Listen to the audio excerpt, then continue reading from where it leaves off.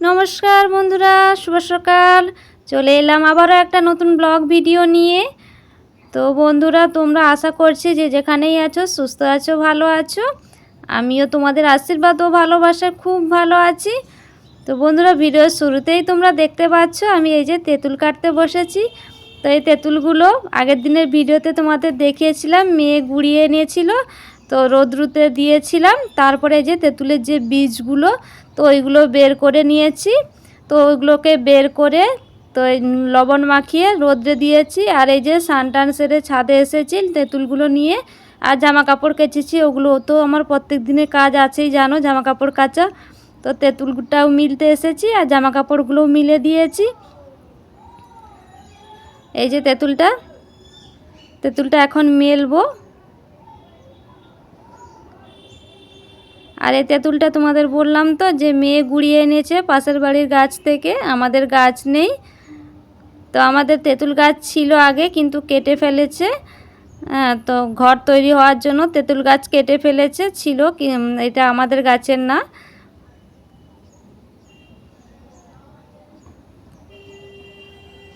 দেখো, পেপারটা আমি যেহেতু মুড়িয়ে এনেছিলাম, তো তেঁতুলগুলো একটা গায়ে একটা লেগে গেছে, চিটিয়ে গেছে। এই যে একটা একটা করে আমি এখন ছাড়িয়ে দিচ্ছি শুকনো হওয়ার জন্য।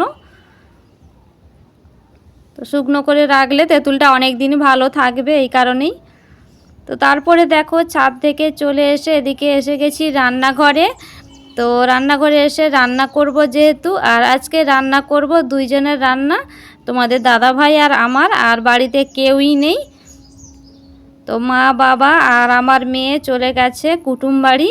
তো কেউ নেই, যেহেতু আমরা দুজনের রান্না করছি, যার কারণে একটু অল্প অল্প করেই রান্না করছি। দেখো, তো আজকাল উনুন ধরালাম না, আজকে গ্যাসেই রান্না করছি। দুজনের রান্না করবো, আর কি উনুন ধরাবো বলো, যার কারণে গ্যাসে রান্না করছি। ওই যে সয়াবিনের তরকারি, আর কি বলতো, চাটনি করব বলে টমেটো কেটেছিলাম, আর মাছ ভাজা করব। আর কি হয়েছে বলো তো, কেলেঙ্কারি কাণ্ড। রান্না করতে করতে আমার গিয়েছে গ্যাস শেষ হয়ে। তো ভাতের হাঁড়িটা হয়েছে। আর এই যে তোমরা দেখতে পাচ্ছ সয়াবিন আলু এগুলো ভেজে নিয়েছি, মশলাটাও জাস্ট কষিয়েছি, আর গ্যাসটা শেষ হয়ে গিয়েছে। তো কি করব, সিঙ্গেল গ্যাস ছিল ওভেন সহ, তো সেটা দিয়েই রান্না করেছি। ওই জন্য চাটনিটা আর করি না, ফ্রিজের মধ্যে রেখে দিয়েছি, টমেটো কাটা রেখে দিয়েছি। তো সয়াবিন আলু তরকারিটা করেছি, আর মাছ ভাজা করেছি। আর দুজনে যেহেতু খাবো, এই দিয়ে হয়ে যাবে, তো এই কারণেই। তো এখন এই যে সয়াবিনটা রান্না করছি। আর সয়াবিনটা রান্না করেছিলাম তো পেঁয়াজ আদা রসুন দিয়ে। আর তরকারিটা খেতে বেশ সুন্দর হয়েছিল, জানো তো, খুব টেস্টি হয়েছিল।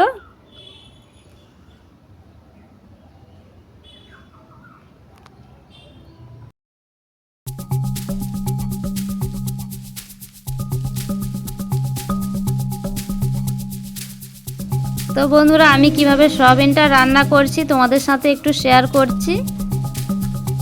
এই যে পেঁয়াজটা আগে ভেজে নিয়ে টমেটোটাও দিয়েছি গলে যেতে। তারপরে দেখো এই যে রসুন বাটা আর আদা বাটা এগুলো দিয়ে দিচ্ছি, আর একটু জিরের গুঁড়ো, লঙ্কা গুঁড়ো, হলুদ গুঁড়ো এগুলোই দেবো।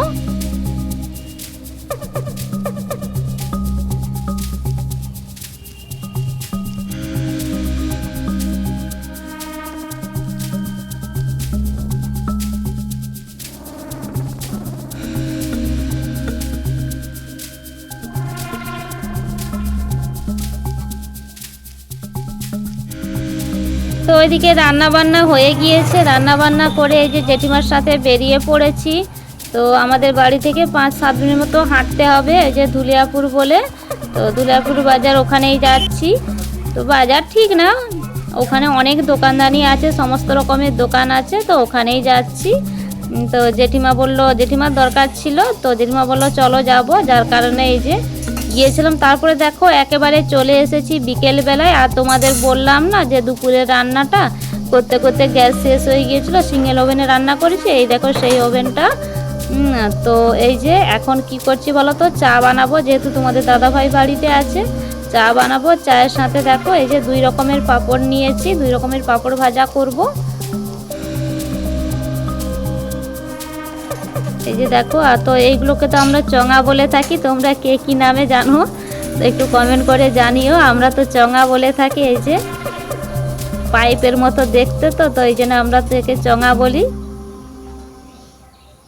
আর দেখো কত সুন্দর ফুলে গিয়েছে।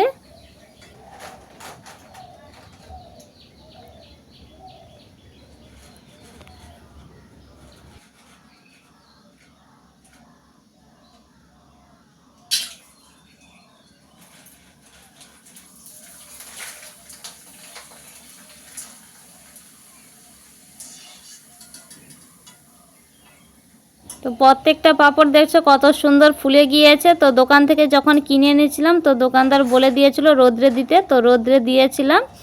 তো তাই দেখো যে কত সুন্দর ফুলে যাচ্ছে প্রত্যেকটা পাঁপড়ই। ওই যে আবারও এক ধরনের পাঁপড় এই যে ভাজছি, তো এটা বেশি ভাজি না, এটা একটাই ভেজেছিলাম।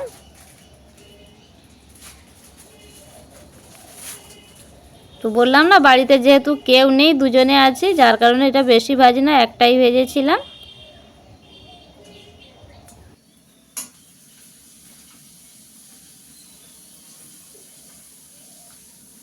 তো আমার পাঁপড়গুলো ভাজা হয়ে গিয়েছে। এখন এই যে তেলের কড়াইটা নামিয়ে দিচ্ছি, চাটা বসাবো এই কারণেই। আর তোমরা তো দেখলে আমার এই গ্যাসটাতে লাইটার লাগে না, অটোমেটিক এমনি এমনিই জ্বলে যায়। তো এই যে চাটাও বসিয়ে দিয়েছি এখন।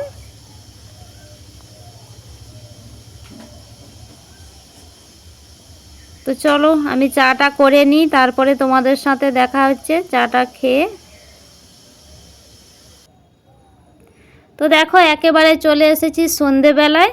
তো সন্ধেবেলায় তোমরা দেখতেই পাচ্ছ কোথায়, আর আমাদের বাড়ি, আমার বাড়ির পাশেই তো দেখেছো কালী মন্দির, শিব মন্দির। তো তোমাদের আগের দিন যেদিনকে পুজো ছিল, শিব পুজো, তো সেদিনকে আমি আসতে পারিনি। তো তার পরের দিনকে এই যে এসেছিলাম। তো জেঠিমার সাথে, জেঠিমা বললো চলো ঠাকুর দেখে আসি, যার কারণে এসেছিলাম। আর এই যে তারপরেই দেখো এখানে হচ্ছে ওই যে শিব পুজো উপলক্ষে খাওয়ান দাওয়ান, তো সেখানেই খেতে এসেছি। আর আমাদের কালী মন্দিরের সামনেটাই হচ্ছে খাওয়ান দাওয়ান, এই যে আমরা এসেছি। তো এটা ছিল প্রথম পঙ্গত, তো আমরা তো পঙ্গত বলে থাকি। হ্যাঁ, তো ওইটা প্রথম আমরা চলে এসেছিলাম, যেহেতু এই যে 9টার মতো পেরিয়ে গিয়েছে, তো যার কারণে এই যে খাওয়া বলে চলে এসেছিলাম। তো দেখো অনেকে বসে গিয়েছে, একে একে সবাই চলে আসবে, গ্রামের সবাই নেমন্তন্ন ছিল, গ্রামের সবাই মিলে খাবে। আর এই যে দেখো যেখানে রান্না হয়েছিল ওখান থেকে এই যে এক এক করে নিয়ে আসছে সমস্ত কিছু, এই যে দেখো।